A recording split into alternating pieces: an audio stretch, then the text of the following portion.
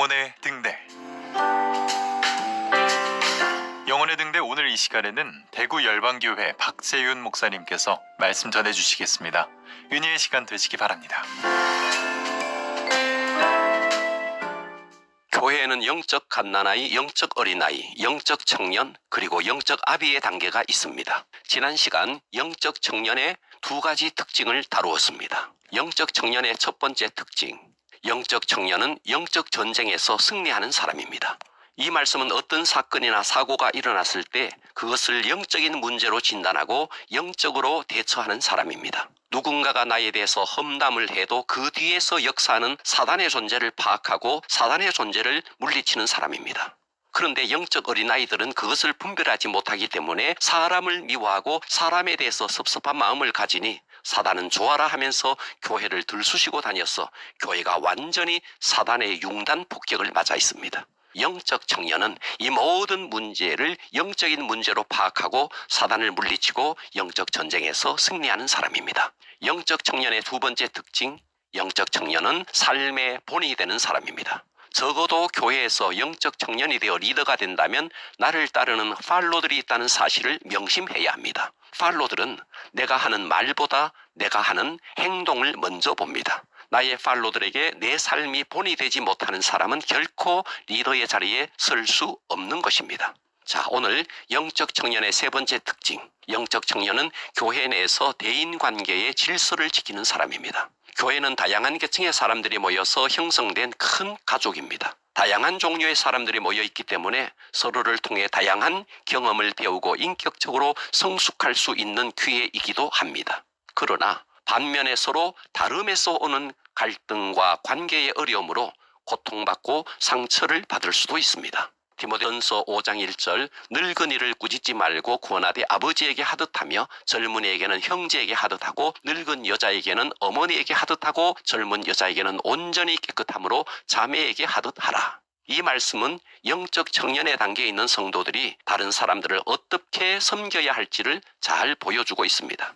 늙은이를 대할 때는 아버지에게나 어머니에게 하듯 하며 꾸짖지 말고 권하라고 말씀합니다. 한마디로 말하면 부모님께 하듯 하라는 말씀입니다. 나이가 많아지면 기억력은 감퇴되고 체력도 감소됩니다. 그러므로 연세 드신 분들이 실수했을 때 부모님에게 하듯 꾸짖지 말라는 것입니다.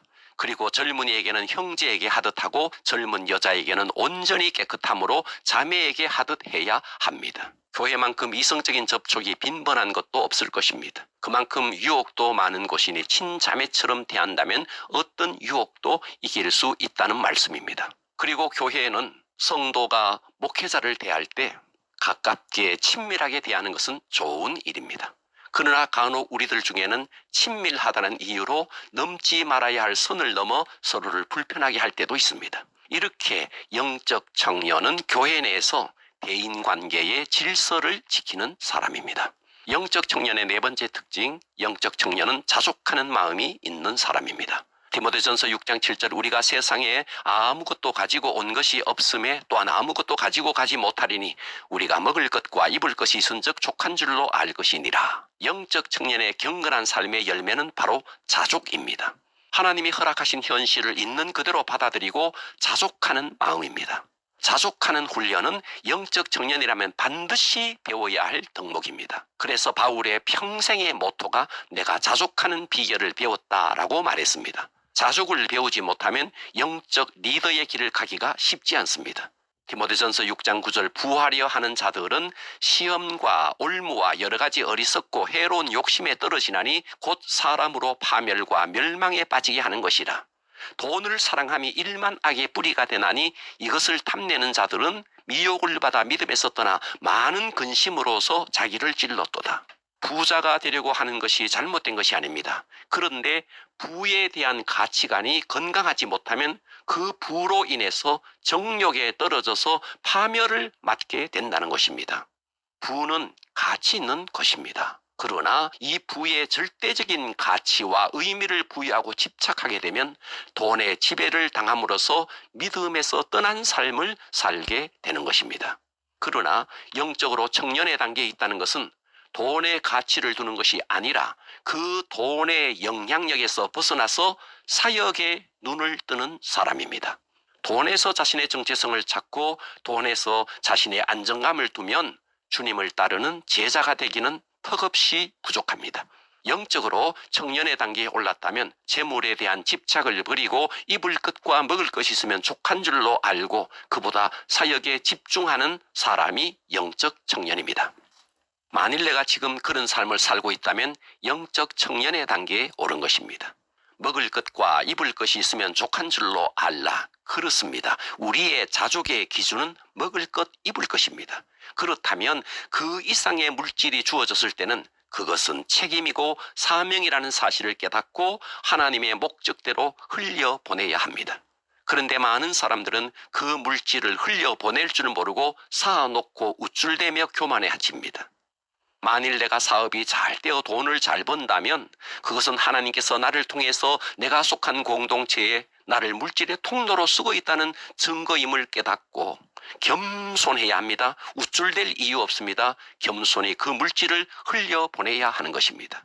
남편 된 분이 돈을 잘 번다면 그것은 남편을 물질의 통로로 쓰고 있다는 것입니다. 남편이 물질을 잘 번다고 해서 그것으로 아내에게 목에 힘을 주고 집에 들어와서 왕대접을 받으려 하며 교만해진다면 그것은 사명을 모르는 탓입니다. 우리가 항상 하나님 앞에서 겸손하고 이웃을 섬기기 위해서 물질을 흘려보낸다면 우리는 그 물질의 통로를 지켜낼 수가 있습니다. 그런데 만일 그렇지 못하다면 하나님은 언제든지 내 물질의 통로를 걷어갈 수도 있습니다. 우리의 가치는 물질이 아니라 우리의 가치는 하나님의 나라입니다. 만일 우리들 가운데 직장에서 퇴직하신 분이 계시다면 그동안 직장 다닌다고 시간이 부족해서 하나님을 잘 섬기지 못했는데 이제 하나님을 잘 섬길 수 있겠구나 라고 생각하고 더 열심히 주님을 섬긴다면 하나님께서 얼마나 기뻐하실까요? 그런데 퇴직한 사람들 중에는 마치 인생을 다 산 것처럼 생각하고 위축된 사람들이 많습니다. 그리고 사업이 잘 안 되시는 분이 계시다면 사업이 잘 될 때는 시간이 없어 주님을 잘 섬기지 못했는데 사업이 어려워 시간이 많아 하나님을 섬길 수 있어 감사하다고 생각한다면 하나님께서 또 얼마나 기뻐하실까요? 그런데 사업이 어렵다고 원망하고 불평하는 사람들이 있습니다. 그것은 그가 아직 영적 어린아이라는 사실을 스스로가 증명하는 것입니다. 영적 청년은 하나님이 허락하신 현실을 있는 그대로 받아들이고 자족할 때 하나님은 또 때가 되면 길을 열어주는 것입니다. 정리합니다. 영적 청년은 영적 전쟁에서 말씀으로 이기고 삶의 본이 되고 대인관계에 질서가 있고 자족하는 사람입니다. 우리 모두 사역에 눈을 뜨는 영적 청년이 되어서 주님을 기쁘시게 할 수 있기를 주님의 이름으로 축원합니다.